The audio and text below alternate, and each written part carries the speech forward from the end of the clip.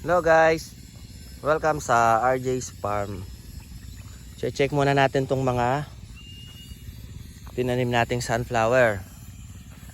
Bali to, tinanim natin to April 31. Ayan na sila. Almost 25 days na sila. So nag-aantay na lang tayo ng almost 2 weeks para magbo-bloom na sila. Mabilis na lang to niyan. Katatapos lang natin magpataba kahapon. Tapos ngayon ginagawa ni Tatang, nagbubungkal siya ng lupa at nilalagay niya sa gitna para tumibay yung mga sunflower. Kasi mababa yung lupa niya, kaya kailangan na sa katawan nila para hindi sila matumba. Natutumba sila sa hangin minsan eh. So makikita natin dito may mga konting buds na sila sa loob. Ayan, may maliit na buds na. So malapit na sila ngayon. Bali ito ibang variety to eh. Tawag dito, Tangy ang variety niya. Hindi kagaya doon sa last na tayo ng sunflower. Ang ginamit natin yung Vincent Choice F1 naman yun. Ito kasi yung doon sa picture niya, ito yung mas double petal sila. Mas maganda sila. Kaya titingnan natin kung alin yung mas compatible dito sa lupa rito.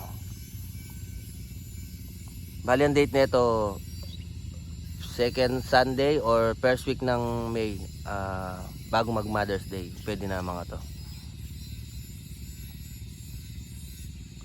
Tsaka nga pala nakapagtanim na tayo dito ng para hindi nakabakante yung lupa. Nagtanim din tayo dito ng okra para pag may mga pamapasyal dito makakapag-pick sila ng okra. Yan. Ito okra yung tinanim natin dito. Tapos dito sa kabila meron tayong siling pangsigang. Ayan. Yung iba rito bumibili, yung iba binibigyan natin pag yung over na sila, pag marami na overproduction na yung mga sili natin. So kailangan nating tanggalin kasi pag malalaki na sila para mamungo, mahinog yung iba. Itaas dito may nagpapatubig ngayon si Tatang ng siling natin, siling pula. Ayan. Ito yung siling pula natin, yan. Inaano rin natin yan. Binebenta, tapos yung iba ginagawa nating chili garlic paste. Ayan. So nagpapatubig si Tatang pati yung mga dwarf papaya natin. Itong dwarf papaya natin dito, nakapagbenta na tayo ng almost 40 kilos dito sa may kanto dito, yung naggagawa ng biruya. Yung hindi hinog yung ginagamit doon, kaya binili nila kasi medyo nagkakaubusan ngayon dito kasi uso yung ngayon biruya, kaya mataas yung demand. Mataas yung demand ng papaya. Ayan. And then dun sa una doon, di pa natin nabibideo, meron tayong upo at saka kalabasa doon. So, ito yung natin, parang bahay kubo natin dito sa farm. Tapos meron din tayong imported na sili. Ito yung Carolina Reaper. Pero yung Carolina Reaper natin ngayon may sakit dito eh. Siguro second batch na lang natin ito papagandahin. Ayan sila, yung mga naninira. Tsaka nahihirapan sila sa tag-init.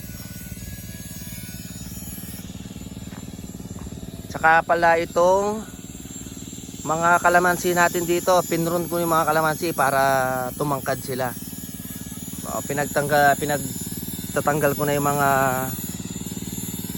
sanga nila sa baba para yung mga suckers, para magano na sila, gumanda yung tubo nila, tsaka dumami yung bunga. Ayan. So sunod niyan i-spray natin sila.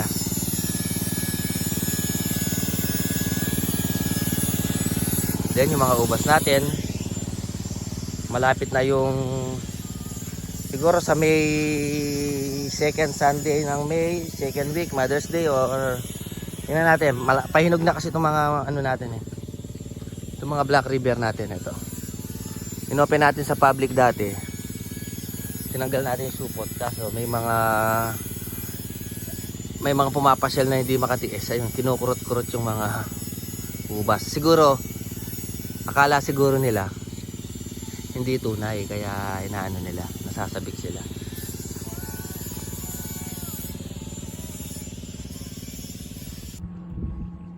Check natin yung mga napro nating mga mulberry nung nakaraang linggo. So almost 1.5 weeks na sila. Ito yung mga nauna natin, yung unang row. Ayan na sila ngayon. Madami silang nag bad break na sila at marami silang nilabas na bunga ngayon. Mabilis lang silang nag bad break ngayon, siguro dahil sa init. Ayan oh. Ang dami ning bad break, tapos marami silang mga bunga. Ayan.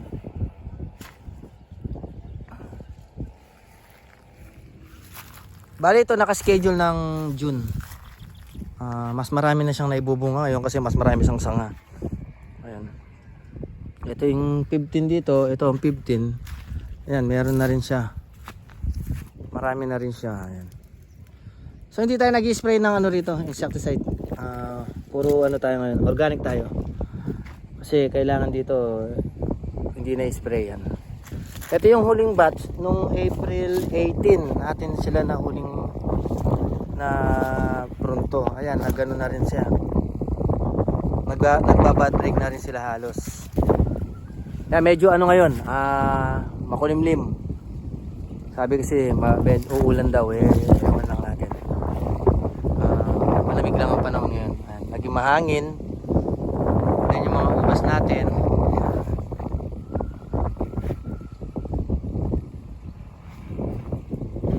Tapos check natin yung mga tanim natin dito na tinry natin pabungahin. Mahangin.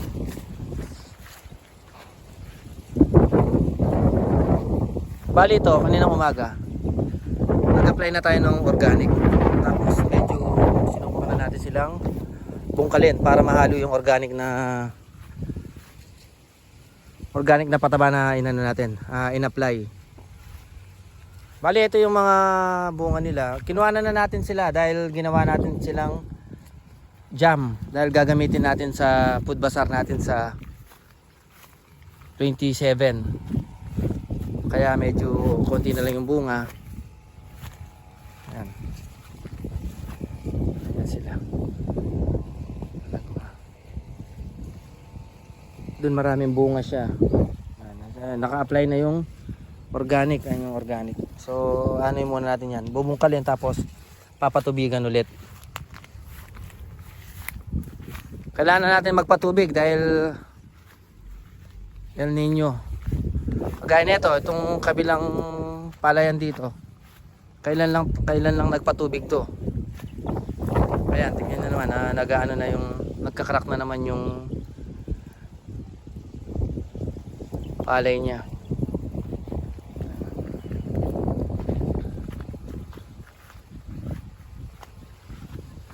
Ito naman, i-schedule natin to siguro sa June natin ipopro ng mga to. Or para papaabutin natin ng September. Para pagdating ng September may bunga. Pero yun siguro by June din, ikakalbuhin din natin. Ipopro natin ulit. Sasabay-sabay na natin sila. Tapos yung palang sa mga ubas, yung mga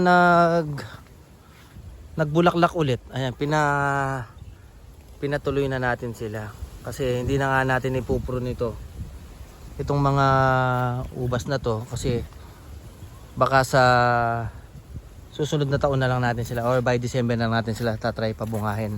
Kaya itong mga bunga na to pinatuloy na lang natin, aalagaan na lang muna natin para may nakukuha tayong mga bunga. Ayan sila. Dami sila yan. Tsaka ito. Ayan, tinakpan.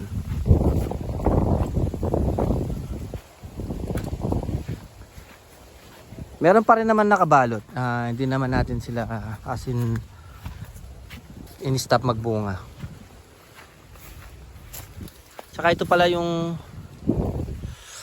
mga arcadia natin. Ayan, ito na yung mga arcadia natin. Nagwa-wild na sila, ayan, no? Ito yung arcadia. Ayan, magaganda yung mga sibol nila. Meron dito, may bunga. Ewan ko lang kung itatry natin pabungahin, patuloyin para makita natin yung bunga niya. Ito siya, ayan. May bulaklak siya. Tatry natin silang patuluyin para makita natin kung tsaka matikman yung bunga ng kung ano lasa ng bunga ng arcadia. Ayan. Bali dito yung 15 na puno, ang failed natin na grafting siguro dalawa lang. 13 yung nag-success. Tapos dalawa lang yung nag-fail. Ayan, ito may mga nahuhuli.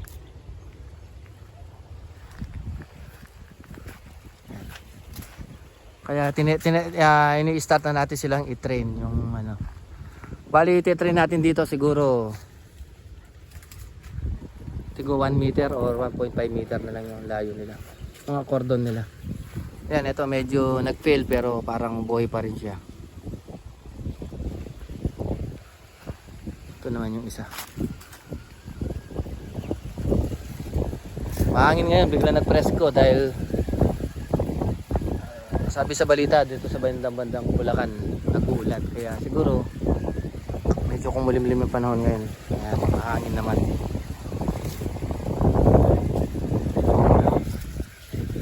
And then ito pala mga Baikonur natin, update sa Baikonur. Ayan, so hindi tayo makapag-graph ngayon na mabilis matuyo yung mga yung mga ginagraph ko na ng init. Nahirapan. Ito yung mga Baikonur. Ito mga voluntary lang to. So hindi pa natin talaga sila pinabunga ng sabay-sabay. Ito yung sinupot natin. Pahinog na siya eh.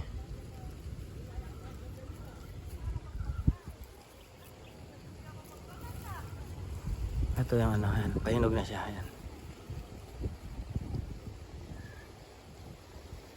Pahinog na yung Baikonur.